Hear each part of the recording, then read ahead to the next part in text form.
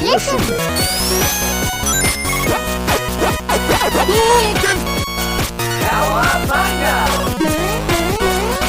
It's good. Hello, my name is Matt Silverman, and I am addicted to Baldur's Gate 3.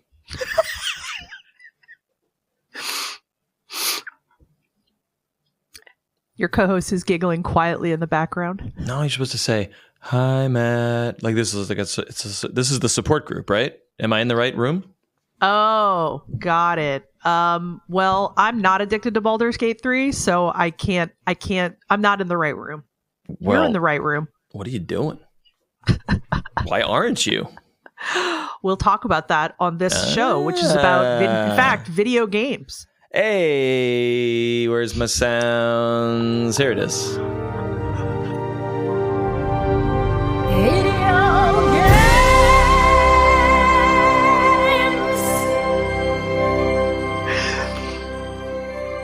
That's right. It's Colette and Matt have entered the chat, a weekly conversation about that very topic. You heard my name, but you did not hear the other person speaking. Who are you? I'm Colette, the person who just sang video games in that clip, and I will be proud probably forever. Oh yeah, I think when we send the satellites out into distant reaches of space, we want to include little bits and pieces of human culture, Aboriginal writings and the Ten Commandments and maybe the Beatles, and also that very clip. Also me singing video games. Yes. Mm-hmm, mm-hmm.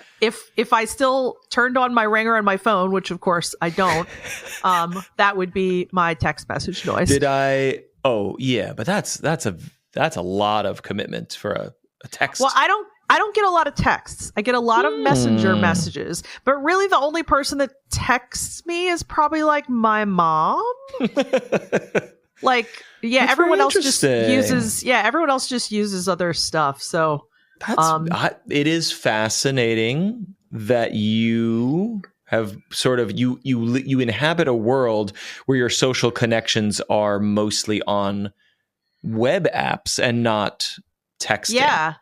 Yeah, it's so interesting. Like, I've thought about this before, and I haven't ever blogged anything about it, but I probably should. Like, before Messenger was kind of like the ubiquitous like app that like everybody I'm friends with uses that. Mm-hmm. Everyone except my mother. This is Facebook Messenger, is that right? Messenger? Yeah. Okay. So like I would say like 98% of the people I know use that, and then like the other 2% like either send a text message. I've had one or two people who are like, I use WhatsApp, and I was like, no, I don't want another. Which is the same as Messenger. Like, it's all the same company at this point. Right, exactly. So I was just like, yeah, no. But, and then before that, before the era of Messenger, I heavily used Google Chat, which was in your Gmail, and is still there, but I don't know anyone who uses it. But for a while, like I would say like in the early 2000, maybe like 2009 to 2012, Correct. 13. Like I used it a ton. So I guess it was popular then. Before Slack, we ran our whole newsroom with Google Chats, and it was ridiculous because it was like, hey, did you finish that story? But it was like one-on-one messages. But then if you wanted to group someone in, you could, but it wasn't necessary. Yeah, it was just little bubbles in your email interface. It was. And I would have like 4 or 5 going at a time. And I remember once or twice someone like passed behind me and was like, how do you keep up with all that? Mm-hmm. And I think that's so funny because it's really just the progenitor to Slack, where it's like 10 times worse. Yes. Yeah, Slack. It's like, oh, doesn't email suck? What if you had Slack? It's so much better, except it's like 4,000 tiny inboxes instead of one inbox. Yeah, I mean, I manage it fine. I am more used to it now that I've used it at several jobs, and I like it, but I also think that a lot of people make too many Slack channels. Yeah. Which, I mean, most people that use Slack would probably tell you the exact same thing. And I reject this notion that email is bad or antiquated or inbox overload. It's like, no, I just think that if you're not managing your inbox well, then you have too many emails and it's like, oh my gosh. But if we have filters and we have spam scoopers and whatever, it's like email is interoperable. So it does not matter which platform you use. We can send email to each other, no problem. Email is sort of creates like trackable, traceable records of like, hey, remember when we talked about that thing in 2021? Well, boop, boop, boop, here it is. I got it. It's so easy to find, and it's sort of modular of like, this thread is the same conversation compacted into this thread. Whereas Slack is just like a goddamn mess. Here's what I'm saying is I love email. It's an open platform. It's an interoperable platform. It's very easy and straightforward to use. And I think it gets a bad rep is I guess is my thesis there. Well, I agree with you, but I also have to say that when you're running a virtual newsroom, you must have a lot of spaces where you can discuss things as a group in real time because otherwise I don't know how I would run a newsroom. Like I do remember that when I got to CNN, and I mean, mind you, at the time it was 2013, but I got there and they were fucking using AOL Instant Messenger. And I looked around me and I was like, are these people okay? Because it's a Time Warner company, my friend. Well, right. But anyway, it got bumped by Slack in the very end of my time there. But I just remember being like, what is happening? So yes, I will amend my statement and say that the best form of asynchronous communication is email. But if you need to communicate in real time, obviously you need something that's a bit more Slack. I mean, precise. I have fairly positive feelings about Slack, to be honest. I have no issues really. But to your point, I think people misuse Slack and create all day tons of channels, which become inboxes, which becomes like, I got to check. And that's where it goes wrong. Yeah. Like I work at a job where, there's like, I'm editorial department. And then we have a department that deals with all of like Playboy's like club creators. And we have a department that deals with, that's social. And, this is this. And like, I'll get like grouped into these Slacks that are like, we're going to do this photo shoot. And like, what editorial component are you going to put in it? And like, I'm just going to say it here because I don't think anybody I work with is going to hear it or fucking care. Like, I don't need to be in those fucking conversations. Like, you are going to ask me a question that is literally going to take 10 seconds to answer, right. But you have me in the Slack channel while all these other people are having all these other conversations. And I'm just like, no. Yeah. And this is also interesting to me because there is a social expectation or a social presumption that texting and messaging and slacking is like, oh, hey, I just need information right now. Whereas email is like, hey, whenever you get around to this, please respond. That's how I use it. Like, if I know that I try to respect everybody's time, and I try to think about the fact that everyone else is dealing with as many Slack messages as I am, and it's overwhelming. So I'm always like, okay, let me if it's not something I need an answer to in the next like hour or 2 hours, I just email. Yes. Like that's what I do because it's respectful. I mean, I know most people probably aren't thinking about that, but like I do think about that, and I think about what would overwhelm me less or more. Correct. And I've talked on the show about how fucking overwhelmed I've been at work in the past, which luckily that has changed. So I'm very happy to say that. But yeah, that's really good. That's really good news because every time I check in with you on the show or off, you have said like, oh man. It kind of crazy. Freaked me out because I knew it was going to be intense and I was like, okay, it's going to be intense, blah, blah, blah. But I think there's such a difference between like the bravado of like, I think I can do that, or, even just the courage and then being like, oh, I really can't do this. So it ramped up very, very quickly. And I'm very grateful that my management team brought in an executive editor. So now I have a direct mentor, which is great. That's great. So I'm with someone who has like a good 10 extra years of management on me and Sweet. Has been in a lot of big newsrooms. And so I am super thrilled to have him. Could not be happier. And I am having a much more manageable work experience right now. You got backup. You got support. That's where it's at. Yeah, it's great, and it's also, I feel like, I've don't know if I've really talked about this on the show, but I've had some bosses that were not great at what they did. Mm-hmm. And it can like really fuck with you, It really, yeah. Like I used to just think, oh, it's just a bad boss. But at this stage of my career, I think it's a bad boss. And that means that I'm not getting essential mentoring I need to continue to like go through my own career. So I think of it super differently now than I used to. I used to just be like, oh, it fucking sucks. And I was younger, so I didn't know. But yeah, I know that this is incredibly key for me to have a great mentor at this role, because I know that means that the next job I go to, I might do his role, or I might not. I might not want to do his role. But the point is that I'm, continually learning and evolving with someone who has experience to teach me. So that's a big thing to me. Yeah, it's arguably one of the most important thing. And even when a boss is not mean or cruel or shitty, if they are bad at their job or they do not exhibit leadership, that can, as you said, it can make you feel rudderless and so lost.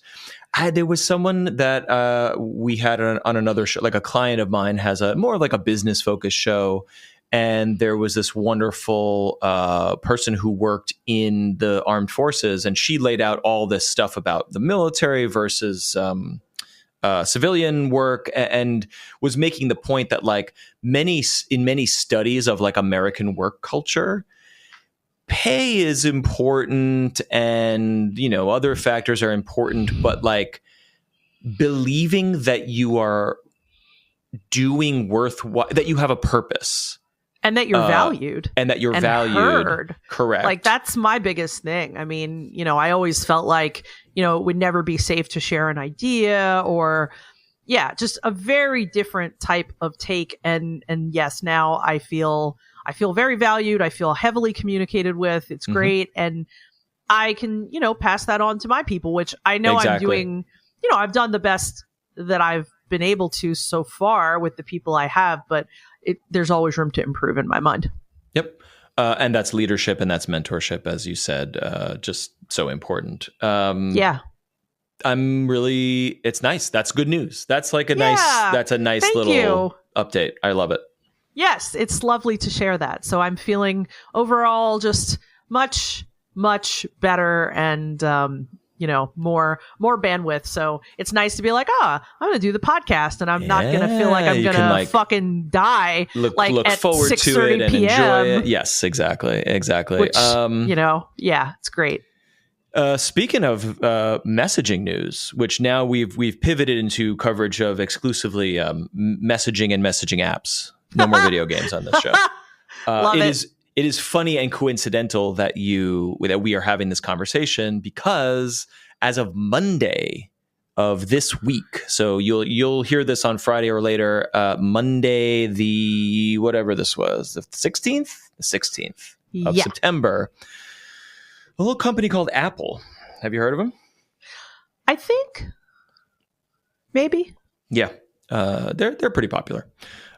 They have joined the 21st century by finally adopting RCS messaging, which means that iPhone users and all other platforms, but most importantly Android, can finally send rich media to each other, like high-res photos and videos. So if you are an iPhone person and you're very used to sending all your GIFs and videos and clips and whatever on iMessage, and your other iPhone friends are like, oh, cool, this is great. And then someone who uses an Android device enters the chat, if you will.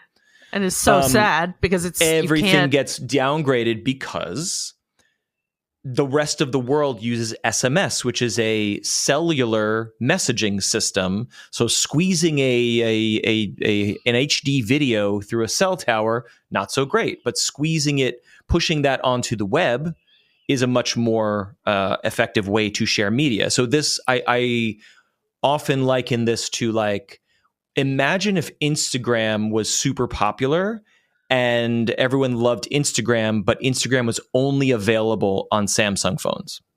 Right. Right. It's a web-based platform that goes on the internet, and everyone can use it, and it's open to everyone, but you can only use it if you have this specific hardware.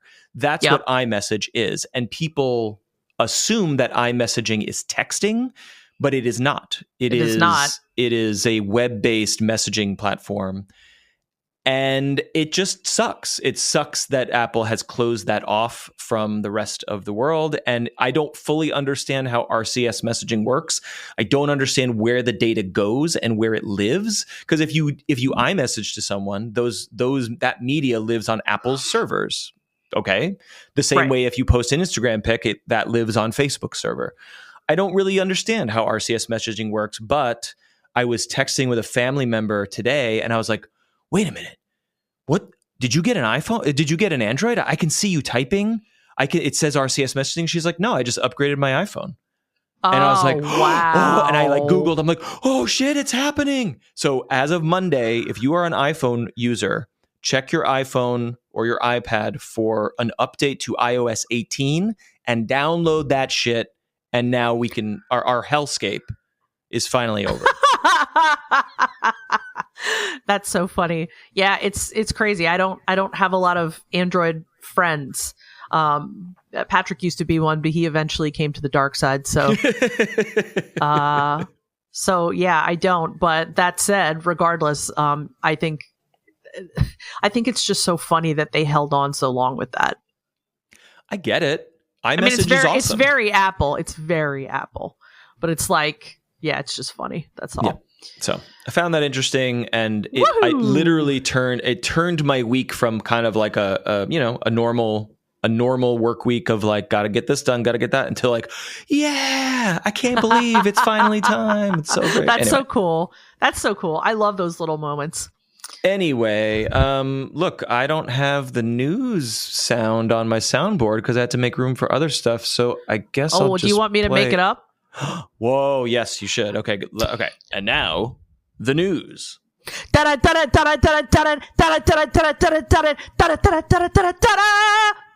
right, friends, clip that out. Make it your ringtone. I'll put that in the Discord. Oh, I love that my musical theater education in college has come to this. It's finally paying off. The PlayStation 5 Professional has officially been revealed, and it's expensive. Yeah, I got to tell you, as a person who grew up just drooling for new graphics, better graphics. Oh my God, it's going to be so dope when these graphics look like blah, blah, blah, blah, blah. This is a literal bag of dicks to me. Like, I look at this and I'm just like, all you want is more money for a thing that, like, I mean, yes, of course, an upgraded GPU, of course, advanced ray tracing, like blah, blah, blah. But it's like, oh, surprise, we put AI upscaling in it. I'm like, oh, you put AI in it. Of course. Well, AI upscaling is awesome. The term AI is a dirty word, but it can take many forms. And I'll explain why the upscaling is the future of video game. We talked about a little bit here, but anyway, go on. My point is, we're going to have very different takes on this because you are a person to whom, we joke about, 59 FPS, fuck that, because, and it gets me giggling because I love that that's a thing that matters that much to you. But that said, maybe this is just not I don't know. I just feel like it's just kind of like... Well, you have no need for it. It's literally irrelevant to you as a very satisfied PS5 owner who already spent $500 on it, right? When it came out? Yeah, I did. And it does everything I want it to do. And I'm not eyeballing it going, oh my God, like, I can see this, tight, like the resolution is just not the same as it, yes, I know that's probably technically true. And I'm sure if someone sat down with me, they could be like, well, here's, the difference between, and I might be like, yeah, that's pretty. But I guess I'm just not this person. Like, Sure. I'm not this consumer. So maybe you are, even though you're not a PlayStation person, really. So maybe I'd like to hear what, your thought is about it. No, it's really not much different from yours. For me, it is just thinking about who the actual target market is. And I think you are a perfect example. Your household is a perfect example of like, you already spent the money on a PS5. You're very satisfied with it. You're not counting pixels or frame rates. So like, why would I need this? What I'm more interested in is a person or a household who has not yet bought a current gen console and also does not care for or care about PC gaming. Because the specs on this console are seem to me, GPU wise, I don't know much about the CPU and the RAM situation, but this seems to be comparable to a mid-range PC.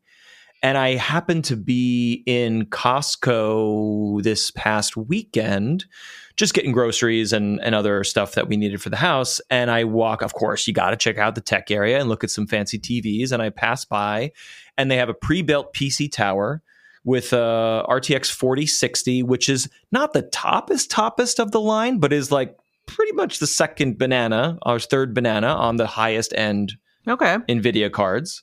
It's better than the card I have in my machine that I am also very happy with. It is a generation better, I should say. And it had 32 gigabytes of RAM and 2 terabytes of hard drive space. And the price on this nice little tower was like $830. And I'm like, yeah, that's basic. And it's funny. I noticed it because I sent it to a family member who has been on the fence between buying a Steam Deck, buying a PS5. He currently has he has had a PS4 for some time. So he is deciding between Steam Deck, which is roughly the power of a PS4, but of course is portable and gets you Steam. Steam is awesome. Way more variety of games, right? Cheap games. Steam Deck versus PS5 versus PS5 Pro versus a nice beefy little computer tower, And he's like, great. Now there's more decision paralysis that I got to deal with. And so I was like, you're welcome. But I guess my point is that the whole internet is basically saying this is too expensive, and they're right. It does not include a disk drive, which people are very salty about. On one hand, I get it, and on the other hand, it's like the ship has sailed, friends. We can all agree. No, the ship has sailed. That media ownership is. We have some things to work out when it comes to ownership of media in the 21st century. Like, it's not perfect and it's not amazing, but like, you still want to fucking put DVDs in a drive and put that on your shelf in 22? Like, really? No. Really? Like, it took me a long time to let go of CDs. Like, I just loved collecting music for a long time. So I held on to that stuff for a really long time. I remember multiple moves where I packed it and I had my little CD tower and I was like, okay. And for a while, I was just like, I don't want to let it go. And I finally got to a point where I was like, I think it was once I felt more confident with Spotify and selection, and those things had to mature. You didn't have everything you wanted necessarily on those platforms. And I finally got to a point where I was like, okay, I'm ready to let it go. And I did. And I have never looked back, and I have never been like, oh, I really wish I had this. The only CDs I've bought since that time have been BTS's because I wanted a collection, and I don't listen to the CDs. Like, I just wanted to collect the albums, and I want to identify two elements of what you're saying that I think is very important. One is collecting. If you want to collect a beautiful thing, I get that. I collect bullshit all the time. Yeah. And also, when you purchase a CD, all the music that is on that album is on the CD. So even if the internet goes down and the apocalypse and the nukes happen, you can still play that CD. You own it. That's true. If you buy a game on a disc, it is nothing but a key that tells a server to download the rest of the game, and then you play the game. So when the internet goes down, when the shop that you purchased the key from is no longer operating on the internet, it's just a fucking piece of plastic then. You don't even have the game on the disc. And even at best, you have version 1.01 on the disc, and you don't have version 2.7, which is the actual fixed, patched up, full all DLC version that you know and love and enjoy playing. So I can't quite get the idea of like ownership and preservation. We got to solve that. But owning discs is not the solution to that, in my opinion. No, it's just, not for me anymore, I guess. But, I absolutely have gone to a point where I'm just like, well, if I want to enjoy a thing, be it a movie, be it a game, whatever, I'll buy it. And I'm definitely not thinking far enough in the future to go, well, what happens in 10 years when I want to buy this game? Because or play this game. Because I've come to a point where I get nostalgia will make me go back. Mm-hmm. But I never really fully play. Like the only game I've gone back to over and over, like that I can think of in the last 10 years has been Stardew, because I don't have to finish it. Right. But like anything, like of course, every once in a while I'll be like, oh, I'm going to load up Chrono Trigger, or something like it. And I always am like, I play for a while and then I'm like, I walk away. So for people who can pick up a game, and I have a friend, I find this impressive. I have a friend who is obsessed with Fallout more than any other person I've ever met. He has a whole room of Fallout, collectibles. He has played Fallout from beginning to end. Fallout through either 3 or 3. I know he's played something like 20 times from beginning to end. Mm-hmm. Like it's his comfy game. Totally. And I'm like, cool. That's like your group. That's a thing. That's doable. But I just can't. Like, I'm not going to go back and play a game that I played 10 years ago. I might have nostalgia about it, but I'd rather just play new games. I don't know. Agree. But if Steam or Bethesda disappears tomorrow, I think your friend should be able to still access Fallout, like all the Fallout games that they enjoy. Yes. But I just don't. So if they are all on a disc somewhere, then great. But again, modern games are not distributed that way. Yeah, those games hopefully are.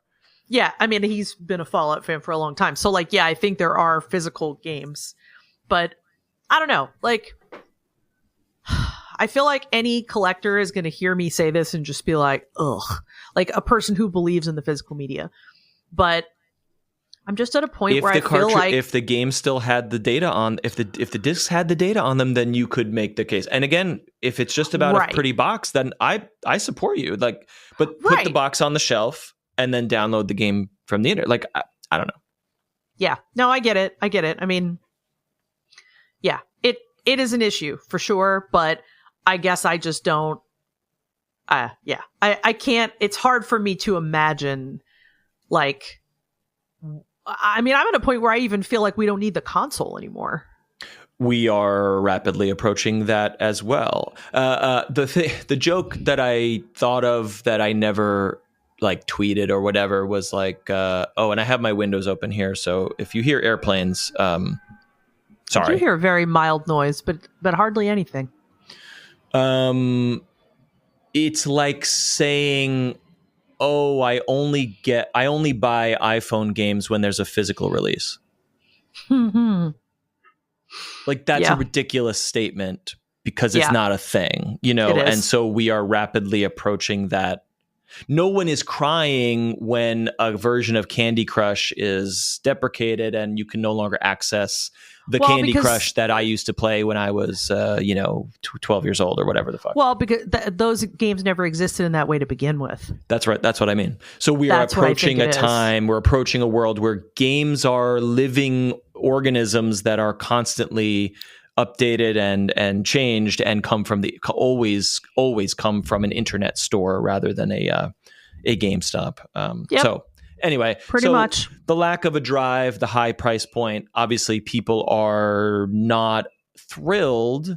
And to your point, and as we're discussing here, like, I don't know that this will sell like very well for all these reasons, but there are millions of people who only have a PS4, and they have not made the leap to PS5 because for whatever game or release or economic or exclusivity reason, blah, blah, blah. And then my only other point was like, if I owned like a laptop for work that was just like for email, and maybe I own a phone, and maybe I own a Switch because I like Super Mario Brothers. And then I see this and I'm like, well, I'm not going to get a PC because that's annoying. That's a pain in the ass. But maybe maybe I would get maybe I would spend $700 on the most premium console that currently exists to have like a premium experience. Maybe. I mean, I will say that I've come to believe that with the stuff people react on the internet and what they actually do are two completely different things. What they actually buy. Because I always think about Diablo, and I'm always like, man, everyone was like, Diablo Immortal, oh my God, all the money. And then they, made $50 billion. It's like, so yeah, I don't know. We'll see. Maybe it will sell quite well, but either way, we have both had opinions and we have both weighed in. The next story here, my goodness, I'm so fascinated by this. Earlier this week, I believe, there was a lot of hubbub about the return of Flappy Bird, which this was back in 2013, 2013-ish. Yeah, classic old stuff, yeah. And I remember this hitting, and I remember being at work and us covering it, of like, this very simple but addictive game is like blowing up. Like everyone, even non-gaming people were like, this is so great, Flappy Bird, because it's so accessible, it's so simple and straightforward. And it's a fascinating story because the guy who made it kind of made it just like on a whim. It wasn't like necessarily like a big focus for him, and he put it out and it just went crazy viral. And like, according to some reports that we're looking up here for this discussion, like he may have been earning like $50,000 per day. Whoa. From, I presume, from in-app advertisements. Maybe there was like a little ad screen between levels or something. I don't know. This could not have been a paid app. Like there must have been zero friction between you and playing Flappy Bird, right? So 50 grand per day, and the entire world wanting him and wanting a piece of him and wanting to interview him and wanting to partner with him. And at some point in 2014, he was like, I can't do it anymore. I don't want this attention. I never meant to do this. And he pulled it off the App Store and it vanished forever. And Flappy Bird was gone. Yep. And then earlier this week, something called the Flappy Bird Foundation said, hey, Flappy Bird's back and it's going to be great. It's going to be like you remember, but also more awesome. And we can't wait. It's going to be amazing. And everyone was like, Flappy Bird. Remember Flappy Bird? And so people were like, all right, this is cool. What's going on here? And as more information about the game started coming out, it was like, and also there's some weird crypto NFT thing that's part of it. And also, who is the Flappy Bird Foundation? And wait a minute, who owns this game? And then the creator of the original Flappy Bird, whose name is Nguyen. Nguyen. How do you pronounce that last name? Nguyen. Okay. Yep. He tweeted that he has nothing to do with this and he does not support crypto. Wow. That's crazy. So looking at the article that you shared with me to catch up on it, Oh, which was shared by Dez in the Discord. Thank you, Dez, for this article in particular. Was very useful in unpacking what the fuck is going on here. So it seems like Nguyen just abandoned it. Like he was like, no, this caused my life too much trouble. He abandoned it. So of course, there's no way to find out whether or not he actually sold the rights or if he just didn't even want anything to do with that and he wholly and fully abandoned it. This is what I don't understand. The Flappy Bird Foundation appears to have purchased the rights, the IP, from some intermediary. I don't see it here, but it's something called Game Tech Holdings LLC. But he doesn't have anything to do with them. No. So if you had told me, hey, he sold the IP to Game Tech and then it was just on the market and someone grabbed it and rebooted it, I'd be like, okay, that's how IP works.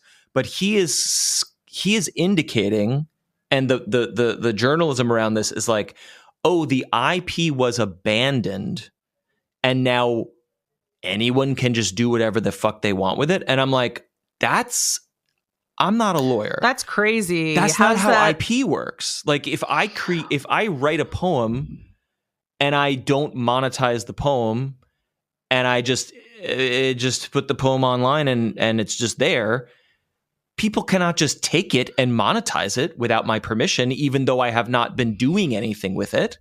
Right? I mean, that would make sense. But like if he wants nothing to do with it, which, I mean, I don't really understand why you would want that because for monetary purposes.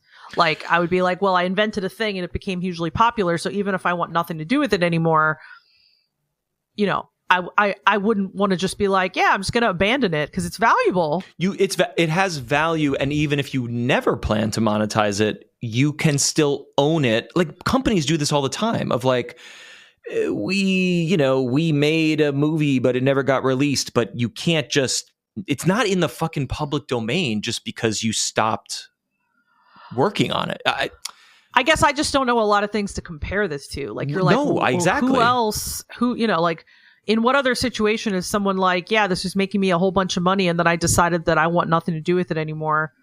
Like, I've never even heard of that before.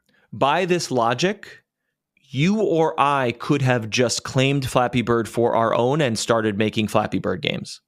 So crazy. If abandonment of an IP constitutes, it's not even fair use, constitutes, trademark ownership, then what gives this random foundation the right to make that? I just don't. I don't know. And none of the journalism I've read behind the scenes. But we don't know what it is. Yes. So I was hoping that some of these stories would like explain the legality of it. And I just don't think we know yet. Journalists, the games press and the tech press we don't know what happened because he seems to be very secretive. Like he is very much like, I have nothing to do with this. Goodbye. Like he's not talking about it. He's just distancing himself. Yeah. He doesn't want to talk about it. That's crazy. I don't even know what to say except... Right? I mean, I wasn't a big Flappy Bird player back in the day, but I mean, it would be kind of nice to at least have it play it. But for me, if anything has to do with NFTs, I'm fucking out of here. I don't want anything to do with that. So unfortunately, like I won't even touch it because no, I think this is probably dead in the water. Like I think it will whatever, if it even sees the light of day, it will come out. 12 crypto bros will like say it's great, and then I think the world will shrug and move on. I assume. Probably. No, I mean, I hope you're probably right, but still, the whole thing is like truly wild. And I knew you were talking about it. I knew people were talking about it because I would see notifications on my phone, and I'd be like, well, I got to go read that eventually, and I like literally didn't get to it until tonight.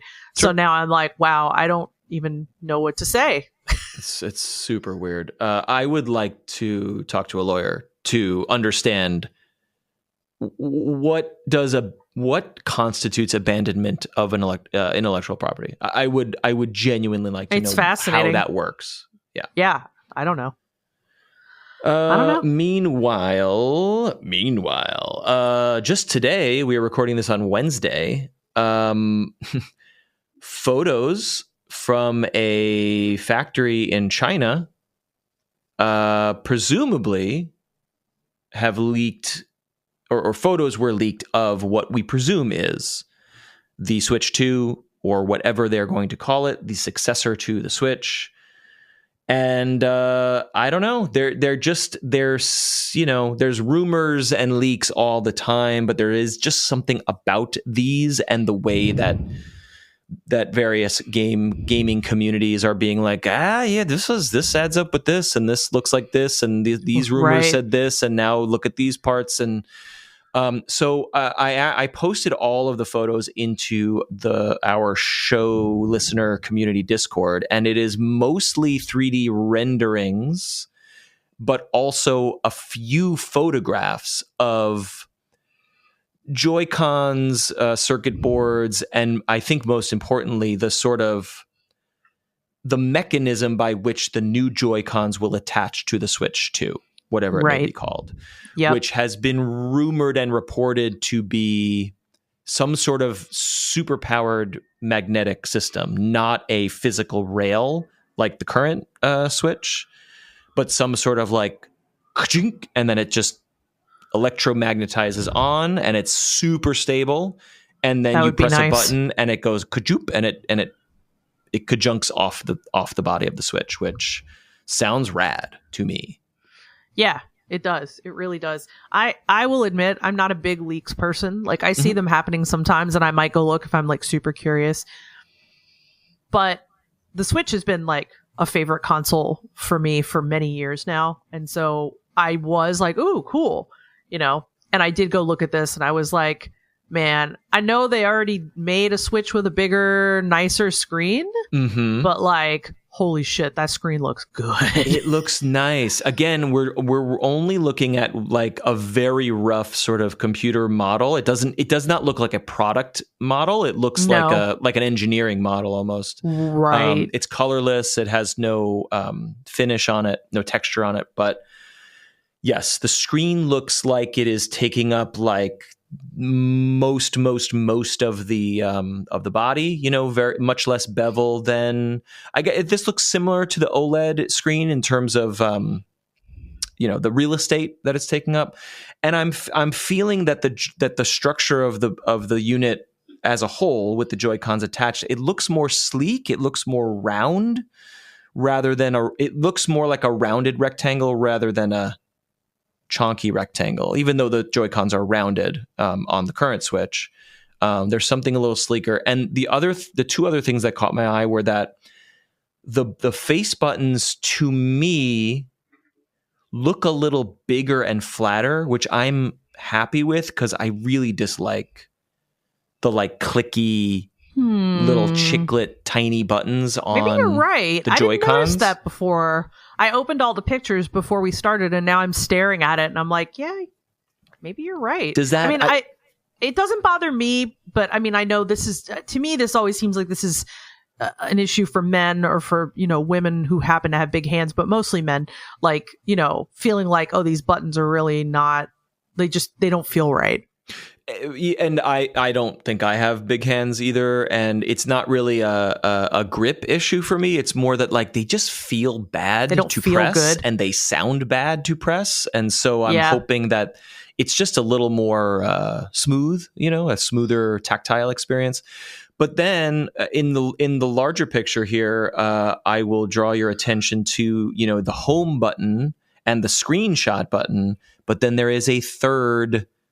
Let's call it a function button on the right Joy-Con. You are right. And I swore that I had heard something about this as part of another leak, but I don't remember what it is. So I don't know that we know what that button is, but there has been speculation. No. Interesting. So let's just hypothetically say, okay, yeah, this is real. So if it is real, I wonder I wonder if a new Switch would be a year away or 3. I mean, 3 years away seems extreme. It can't be that. It can't be. I think, I mean, look, the analysts and such, if they are to be believed, I think we're looking at March-ish, spring-ish of next year, which aligns with the original Switch release, which was March 2017. Oh, you're right. So that would be the announce, I think announce at holidays and release in March, April is what I gather from general rumors and analysis, but who can say? This is true. But speaking of, you mentioned AI upscaling and stuff. Look, AI can take a lot of different forms, and so if AI is scraping all this copyrighted work and manufacturing media and causing confusion, like, okay, there's problems with that there is problematic use of AI. But upscaling, specifically NVIDIA, I mean, there's two chip makers basically. NVIDIA uses DLSS and AMD uses FSR, I believe. And so depending on what graphics card you have in your PC or your game console, it is basically you can, if the machine does not have the computing power to run a game at a native resolution, like let's say 1080p. So for example, let's say Breath of the Wild or Tears of the Kingdom.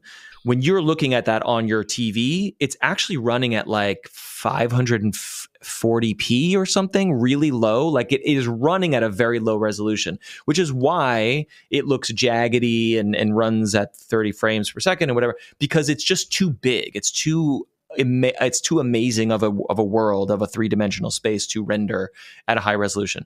But what the AI upscaling does is it runs the game at a low resolution, like 540, but upscales it. So it basically is like, this pixel and this pixel, they should probably be the same pixel. So it just kind of like smooths everything out and uses like neural networks to say, I know that these pixels are not here, but the algorithm is speculating that, like, yes, there are more pixels here, so it is bringing the resolution upscaled. So the point is, you can run games at very low resolutions, which means they run very smoothly. They could run at a stable frame rate, but to your eye, they look like they're in 4K or they look like they're in HD, And that is how we fit AAA, huge, big, mega games onto consoles that are the size of phones. You know what I mean? This Switch is literally the same size and form factor as the previous Switch. And yes, it's going to have beefier hardware, but I think the silver bullet here is that it will have DLSS, which I can speak from experience because I have a RTX card in my machine, my computer here.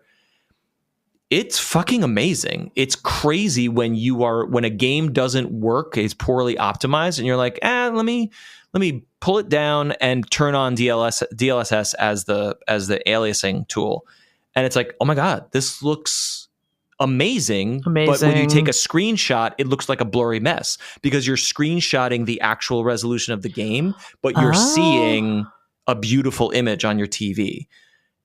And it makes everything run better. Wild. Wow. The Steam Deck uses an AMD chip and has FSR baked into the operating system. So so many people, when they're like, this game doesn't really work so great on Steam Deck, they lower the resolution and pump up FSR, and then they can see if it's making an improvement. Your results may vary because it's not. But when developers like bake it into the game at the like engine level, that's when you get really great results. So I think my hope for all future consoles, but specifically the Switch 2, is like, if it has this technology like baked in at the OS level and they're giving these tools to developers on like day one, I think we're going to get to not only play Tears of the Kingdom at 60 frames at 4K 60, or 1080p 60, but also future games like Metroid Prime 4 and new Mario Karts and new whatevers are going to be taking advantage of this tech. And it's cool. It's very cool stuff to me as a very nerdy person. I mean, Well, I mean, I'm glad you explained it to me a little bit better, because as a person who kind of, goes into that terrible ADHD, I can't pay attention thing when it comes to specs, it's nice to get a little bit more explanation so I can understand it better in general. Which I could segue into Baldur's Gate at this point, but I don't know if time permits. So no, time permits. I am very excited to hear about your take. I'll just wrap that thought by saying you're right. Specs are a mess. I don't know how many cores and threads are in the latest processors, and I don't know which GPU from which manufacturer. Like, it's not only apples and oranges, but it's apples, oranges, pears, pineapples. Like, it's so much shit. But I feel like we're coming to a place where we're slowly arriving at a world where the code name, the number on the chip, is not as important as the software that can upscale the image. And so if we can all agree on which consoles use which upscaling, we can make games that look and run amazing, but they don't have to cook eggs on your PS5. You know what I mean? Like, it saves you energy, it saves you heat. There's a future here that I think is very positive for game development. Sure. Yeah. That is pretty cool, actually. That's very cool. All right, we're going to take a little break, and then I am desperate to hear about your first impressions with Baldur's Gate 3 right after this.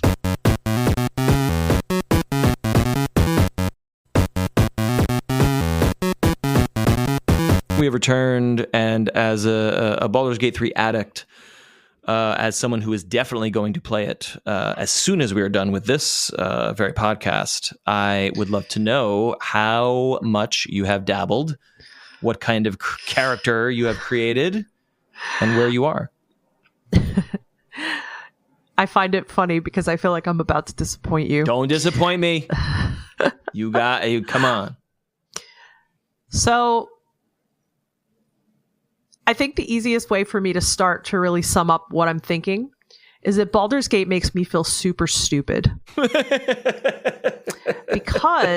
And so I'm going to pause and go, all right, like, Patrick and I had to have this talk last night. Because you had the talk. We figured out how to play co-op on the couch with using the Steam Deck to run the game.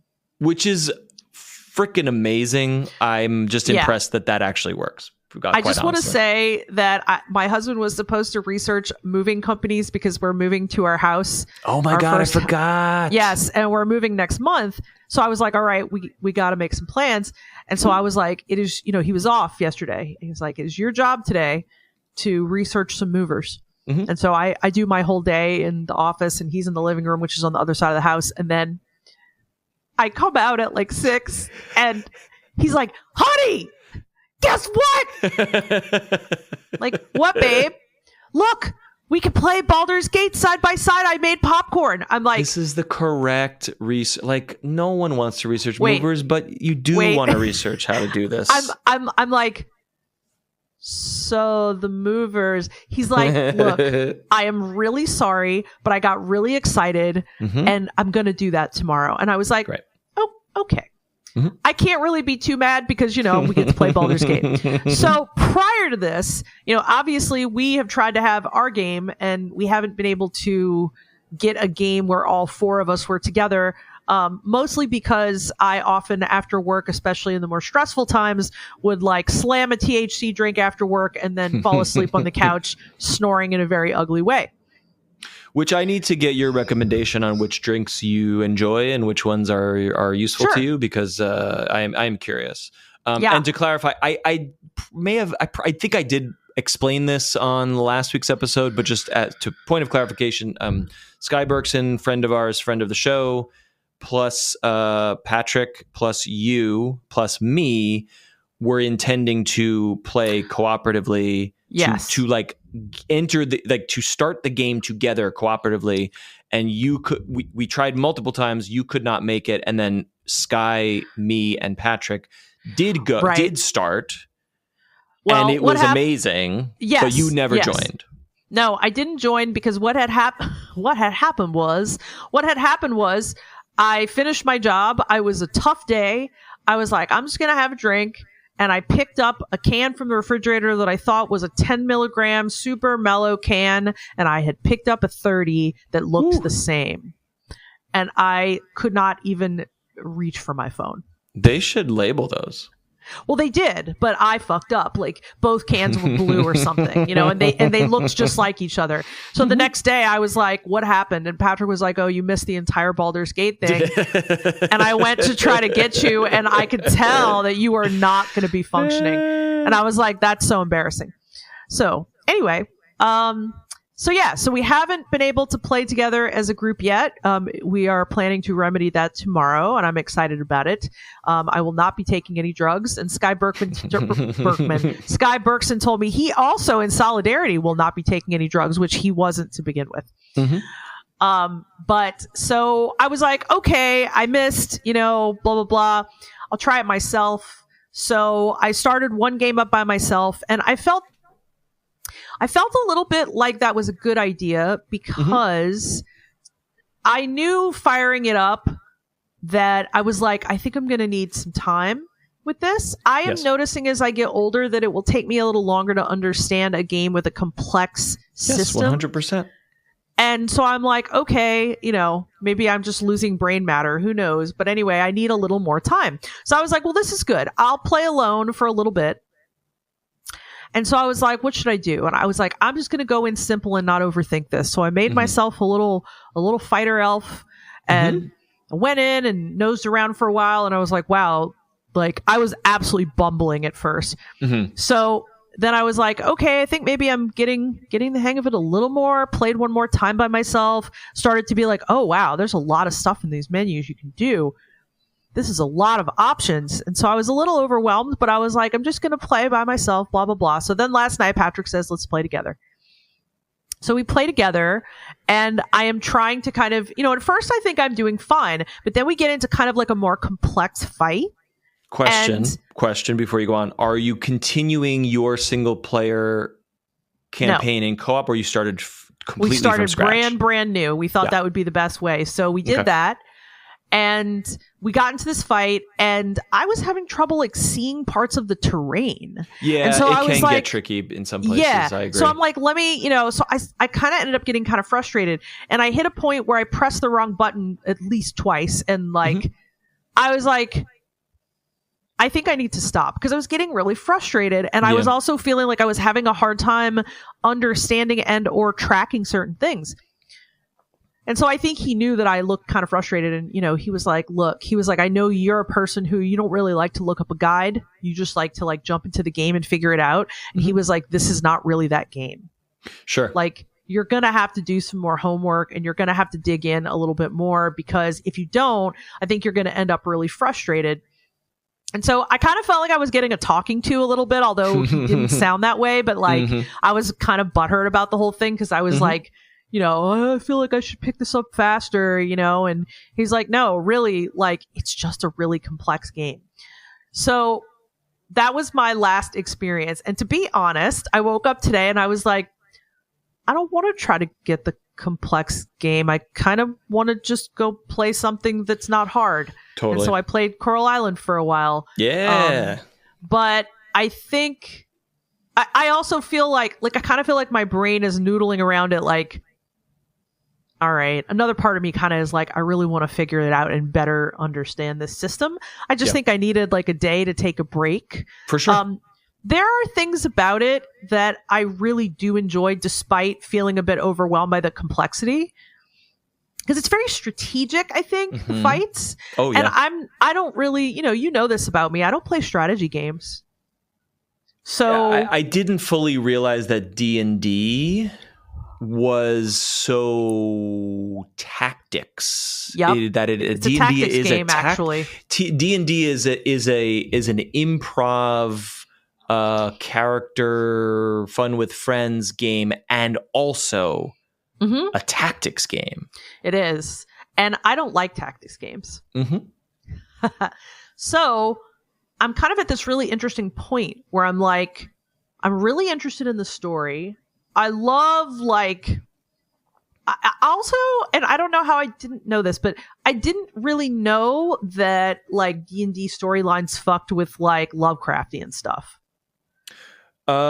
Yeah, I suppose. I don't know when Mind Flayers and all that stuff was added, but it Me probably either. is. It is. It has been part of the game. Like they talk about. So I remember encountering Mind Flayers in the original Baldur's Gate games, maybe in the second one. So they must have been canonical then. And then I'm thinking about Stranger Things when they were playing, and they talk about the Mind Flayer. So I think these were part of the lore for some time. No, they are. But the funny thing is experiencing it backwards, meaning it's funny to be like, oh, I saw Stranger Things. That was really cool. I liked that. And then be like, yeah, that's based on D&D. But then you play this game and you go, oh, no, really? That was based on D&D. Like, here are the Mind Flayers. And I'm just like, that's so funny because I was not a person who went and picked up D&D after Stranger Things. A lot of people did, but I didn't. But have you ever played D&D tabletop in the past? Like I played it one time. Kid, teenager? Okay. One time and with a group that I didn't really enjoy it. And I always wonder if it was because our DM was not a good storyteller because I feel like that is so important. Key. Yeah. Yes. And so I was like, I don't know that he was just not good at it or I just didn't like the game. I don't know. I would be willing to try it again, especially if it was someone that I really trusted to tell a good story. Sure. And to sort of guide you and hold your hand through the mechanics of it too. Literally the night we sat down to play co-op and my first taste of Baldur's Gate 3 was Monday, and that Sunday before I had finished the short D&D campaign with friends, and that was my first time playing tabletop D&D. Right. And literally, when I got into Baldur's Gate 3, I'm looking at it being like, I would be very lost and confused if not for just coming off a tabletop. Right. Because movement, actions, and bonus actions are how we operate our characters in the turn-based combat system. Right. It's a structure. It's a structure that I felt when I was playing with Sky and Patrick, because they had already touched the game. I think Sky had played a couple hours single player. I don't know if Patrick was brand new or whatever, but they seemed to have a little bit of a grasp on like, oh, I'm going to go here. I'm going to do this. And I was just like, wait, what's a bonus action? Where am I going? Why can't I attack? Oh, because I already moved here. Like, yeah, but I'm going through all that. You're going through it, but I felt like I had at least some context because I literally just did it. Played. I did it with people where I was sitting at the table being like, okay, what do I do? Okay, which dice do I roll? And they were very gracious to be like, okay, now we're doing this. Now we're doing this. The original Baldur's Gate games are they're doing all of those things, but they're not. The dice rolling is happening behind the scenes, but the bonus action and it's not a turn-based system in the original games. The original games were goblins are here, so you attack them and you choose which weapon you want to attack with. You choose the spell and you click the mouse. And then you unpause the game, and then those actions just happen. And then when you want to do the next thing, you pause it, and you're like, all right, that goblin's dead. Now go over here and do this. You go over here, and action. And you unpause, and you do it. Larian's Divinity games, and now this 5e Dungeons & Dragons game is much more of a turn-based tabletop thing than the original Baldur's game. So again, I had no context for this other than being at a friend's house the night before. Right. Well, and it's funny you say that because a light bulb just went off in my mind. We have a friend who was like, oh, I got to get you guys into Divinity. It's so good, blah, blah, blah. And he got us to buy it.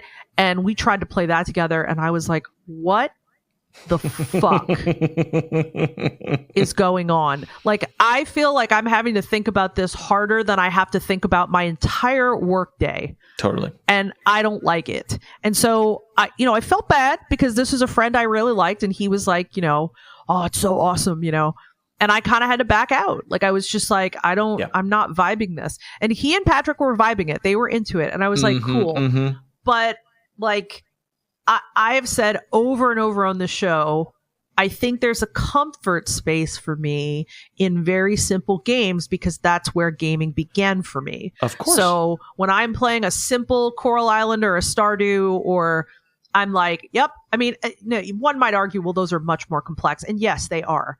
But like, ultimately, it's like, let's just say I'm playing Stardew. I wake up, I'm like, well, I can go to the town, I can go to the beach, I can go to the forest, I can go to the caves. Like, okay. And I that like, kind of have hey, some choices. This is a rock and I need to use a pickaxe to get the rock. You know what I mean? Yeah. Whereas this is like, wait, how many spell slots do I have? Wait, is this a bonus action or a main action? Wait, can I buff this character? What does this stat mean? I don't know. Right.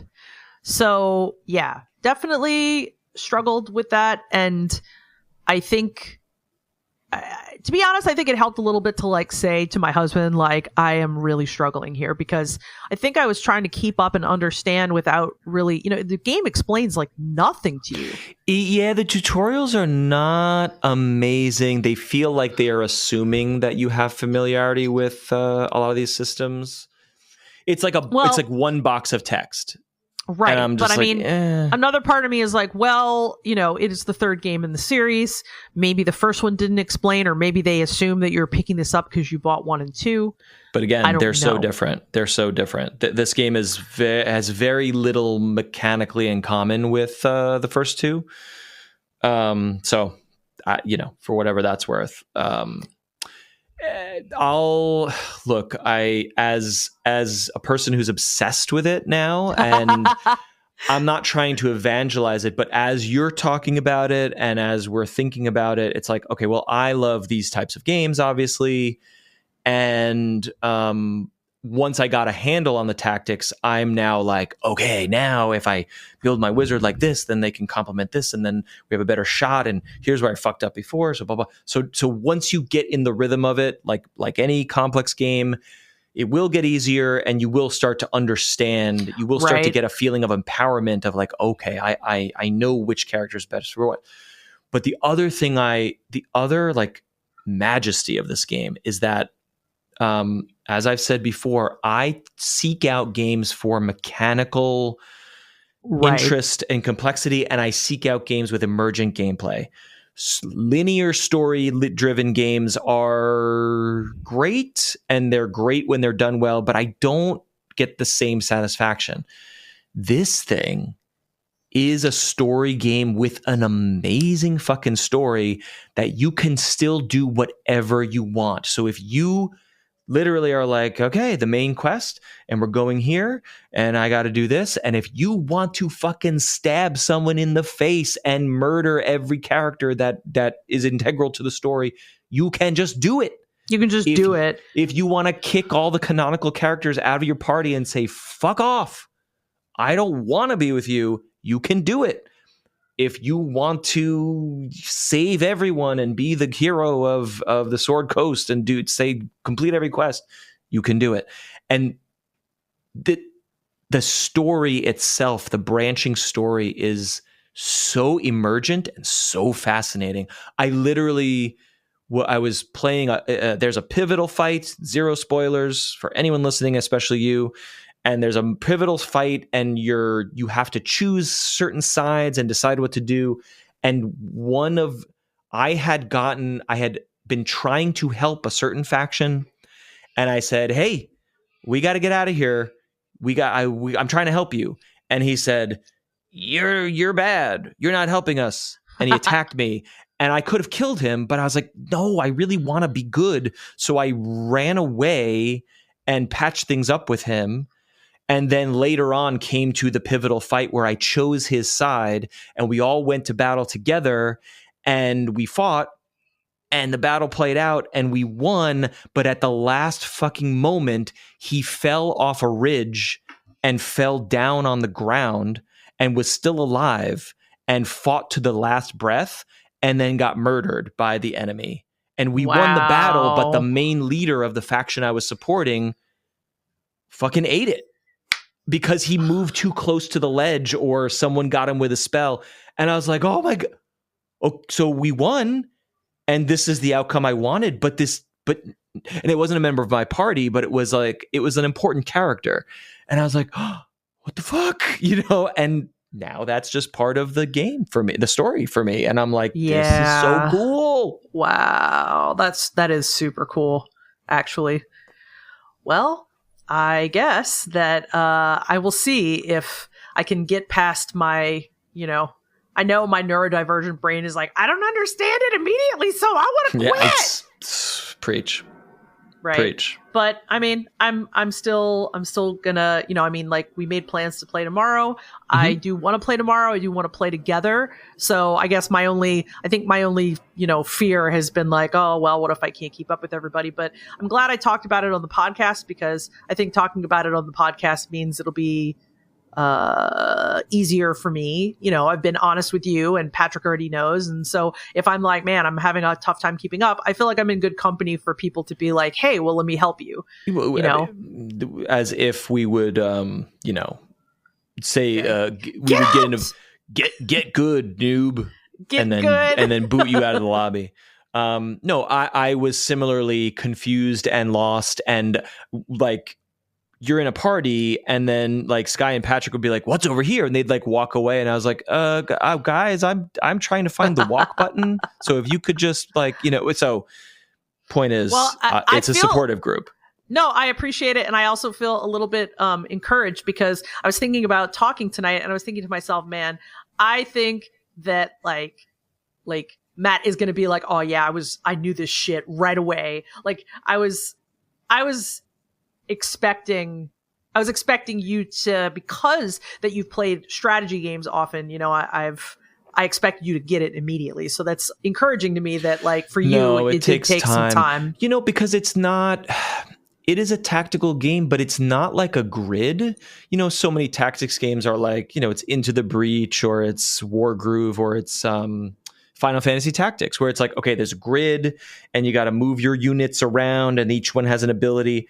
And this it has some of that DNA, but it's also like, again, you can go and do whatever you want. And it's kind of like, I can shoot a spell that pushes a barrel off a cliff. And if that crashes down on an enemy's head, then that's a viable way to win or what, like there's no correct way to play this game.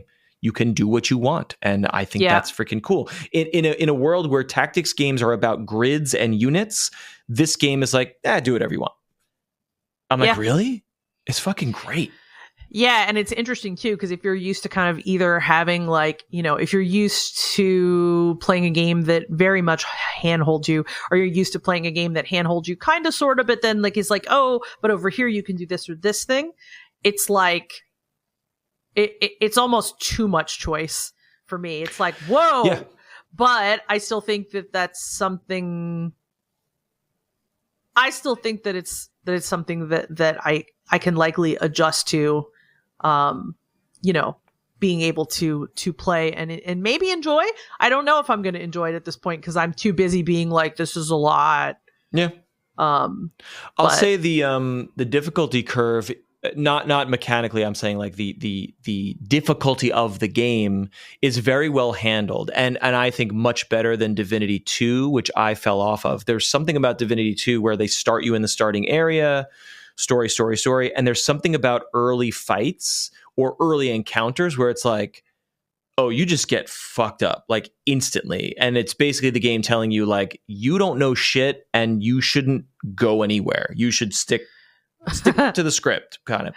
And this Baldur's Gate 3 is like this epic opening scene and situation where there is danger all around you, but it's structured in a way where it's like, okay, right, this is just a tutorial area and you're not really in danger, but the stakes are seem very epic. And then as you proceed into the first area of the game, you can survive. Like you can't wander away, but you won't get your ass totally whooped right away. It gives you time to acquire party members and learn the mechanics and level up a little bit so that when you get to more consequential fights, you understand what the fuck you're doing. And I think it's elegantly presented, better than their previous games, for what it's worth. Yeah, for sure. Well, I sure do hope that I can get a little deeper in, because I'm hoping to get to further enjoy those bits. So I guess tomorrow I'll find out. You will love the story. You really will. It's so excellent. Yeah, I have absolutely, like I said earlier, I kind of feel like the story has made me want to push past my discomfort of being like, I feel like I'm overwhelmed by this game. But yeah, definitely. Let me put it this way. I'll close here. This is the first video game I've played in, I'm going to say, years, where every single night I'm like, I can't wait to see what happens next. I can't wait to get to the next area.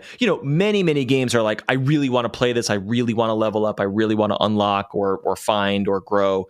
But this game is like, I gotta see it. I gotta see what's here, And it's funny because we always talk about that. Like, when we don't have that game, we're like, man, I really wish I could get that game. And you got that game right now. I've got it for now. I've got it now. So best feeling.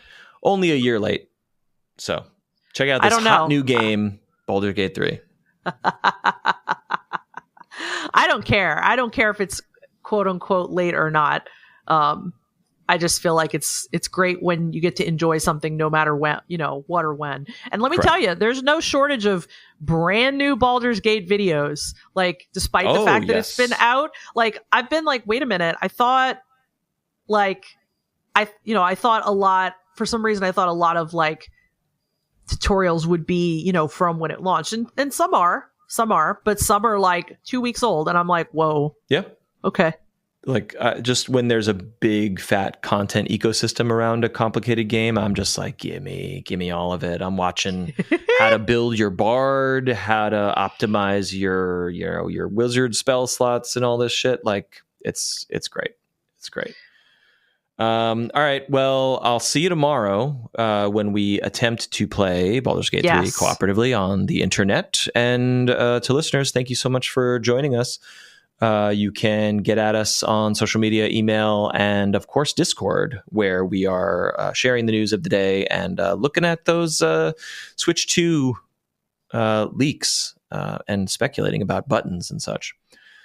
All those links are in the description of the show notes, if you will. And for now, it's time to go. I can't wait to play more Baldur's Gate, but I'm going to leave it for you. Final thoughts. Maybe I'll go try too. Maybe it'll make me feel a little braver.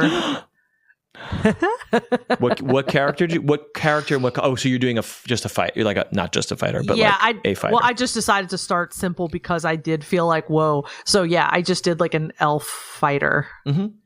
But there are, depending on, sorry to add more complexity. If you're going to specialize or you're going to subclass when you level up, that's you're not just swinging a sword. There's a bunch of abilities and actions that you get depending on where your focus is, which is, it's just for sure. Cool. So cool. It is cool. So yes, perhaps we shall Baldur's. We shall Baldur's tomorrow. Until that time, thanks for listening. Please be kind. Rewind your podcasts after listening to them, and we'll talk at you next week. Bye-bye.